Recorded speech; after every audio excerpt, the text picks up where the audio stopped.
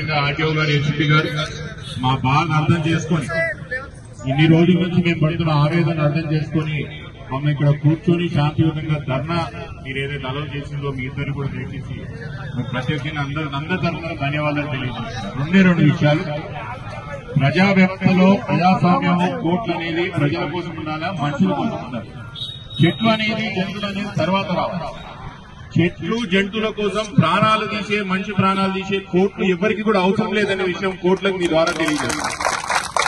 ఎన్జీటీకే గానీ హైకోర్టుకే గానీ ఎంతమంది చనిపోతున్నారు ఇక్కడ మనకు తెలిసి యాక్సిడెంట్లు కొంతమంది తెలియకోకుండా బైక్ల మీదకి వెళ్ళి పక్కలు పడి ఇంట్లో తీసుకుపోయిన వాళ్ళు కూడా చాలా మంది ఇక్కడ చనిపోయిన వాళ్ళు చాలా మంది ఉన్నారు.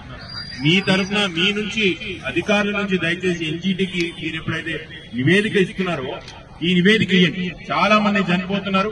అక్కడ పరిస్థితి ఇంకో విధంగా ఉన్నది. చేవేళ్ళ చుట్టుపక్కల గ్రామాలు అనే పరిస్థితి మీరు దయచేసి ఇచ్చే ప్రయత్నం చేయాలా. రెండో విషయం మా అందరి మధ్యలో ఉన్నారు. అందరు కూడా ఒకటే ఆలోచన చేస్తున్నాం.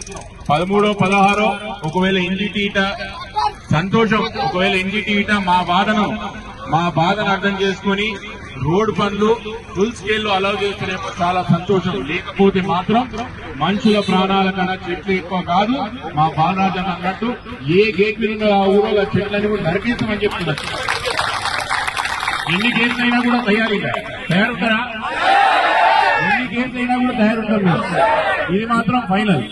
ఏ గేట్ కాడ ఆ గేట్ కాడ 16 తారీఖు వాళ్ళు అలౌ చేయకపోతే మాత్రం మా ప్రాణాలు కన్నా మించిన చెట్లు ఏమి కాదనే విషయం నేను చాలా స్పష్టంగా చెప్తున్నా. మీ ద్వారా తెలియజేస్తున్నా. దయచేసి 16 తారీఖు మీరు పర్మిషన్ ఇప్పియాలా. రోడ్ ఫుల్ స్కేల్ లో పని కావాలా. ఇప్పుడే రత్నమన్న చెప్పినట్టు దయచేసి కాంట్రాక్టర్ గారికి కూడా సీరియస్నెస్ వచ్చేటట్టు మీరు చెప్పాలా. ఆషామాషిగా పనులు మొదలు పెట్టే కాదు, ఫుల్ స్కేల్ లో పనులు మొదలు పెట్టాలా. పోలీస్ సోదరులు కూడా డేంజర్ ఎక్కడెక్కడైతే రోడ్ ఉన్నదో దాన్ని గుర్తించాలా. గుర్తించి అక్కడ స్పెషల్ గా మీరేమైనా సైన్స్ పెడతారా, అదనంగా మీరేమైనా పర్సనల్ కూర్చోబెడతారా అనేది అది మీ నిర్ణయం. కానీ దయచేసి కొత్త వాళ్ళు ఎవరైనా ఇక్కడికి వస్తున్నారు, ముఖ్యంగా ఎవరైతే ఈ లారీ వాళ్ళు ఉంటారో వాళ్ళ అసోసియేషన్ కూడా ఉంటుంది, వాళ్ళని దయచేసి మీటింగ్ పిలవండి. పిలిచి చెప్పు ఇక్కడ ఓవర్టేక్ చేయడానికి లేదు, ఒకటే స్పీడ్ లో నడపాలి. ఇగో ఈడికి వచ్చేటప్పటికి ఇదే పద్ధతి అని దయచేసి పోలీస్ సోదరులు కూడా మీరు తెలియజేయాలని చెప్తున్నా. ఈ పైన ఏ కార్యక్రమం మీరు తీసుకున్నా కూడా మీతో పాటు కలవడానికి నేను సిద్ధంగా ఉన్నా. సరే మీరు ముందు నడపండి. ఎట్లా చేద్దాం, ఈ రోడ్ పనులు అయిపోవాలి. ఇది 6 నెలల్లో 8 నెలలు అయిపోవాలి మేడం. దయచేసి మీరు కాంట్రాక్టర్ గారికి స్పెషల్ క్లాస్ పెట్టండి.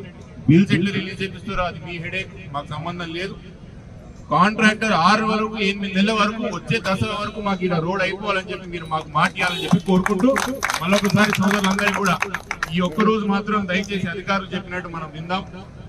తర్వాత మళ్ళీ ఎట్లా చేద్దాం ఏం చేద్దాం అనేది మీరు కార్యాచరణ రూపొందించండి. ముందర కొట్లాడదామని మనం చేసుకుంటూ ధన్యవాదాలు. నమస్కారం.